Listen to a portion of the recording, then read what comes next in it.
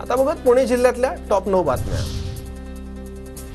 पुण्यात गणेशोत्सवात महिला आणि तरुणींची छेड काढणाऱ्यांना चाप लावण्यात येणार। छेड काढणाऱ्याचे भर चौकात छायाचित्र लावण्यासह धिंड काढण्यात येणार। पोलीस आयुक्त अमितेश कुमार यांची माहिती। दगडूशेठ बाप्पा विसर्जनाची मिरवणूक यावर्षी दुपारी 4 वाजता निघणार। गणेशोत्सवाची भाविकांमध्ये आतुरता।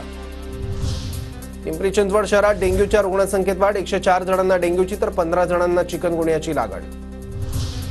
पुरंदरमध्ये शेतकऱ्यांना 2 एकरात घेतलं कोथिंबीरचं 5 लाखांचं उत्पादन। डोंगर रानात कोथिंबीरचं पीक घेऊन शेतकऱ्यांपुढे नवा आदर्श। पुण्यातील विशेष रेल्वे गाड्यांच्या कालावधीत वाढ। अजमेर दौंड 26 फेऱ्या वाढवल्या तर सोलापूर अजमेर 18 फेऱ्या वाढणार। राज्यात 9000 विद्यार्थ्यांनी पेट परीक्षा दिली। 12 सप्टेंबरपर्यंत निकाल जाहीर होणार। पुणे शहरातील प्रमुख ड्रेनेज सिस्टीमच्या सीमाभिंतीसाठी 200 कोटी रुपये मंजूर। राज्य सरकारकडून निधी मंजूर। पुणे विधानसभा मतदारसंघामध्ये 6 विधानसभा मतदारसंघांची मुरलीधर मोहोळ आणि पंकजा मुंडेंकडे जबाबदारी। भाजपकडून विधानसभेच्या तयारीला सुरुवात।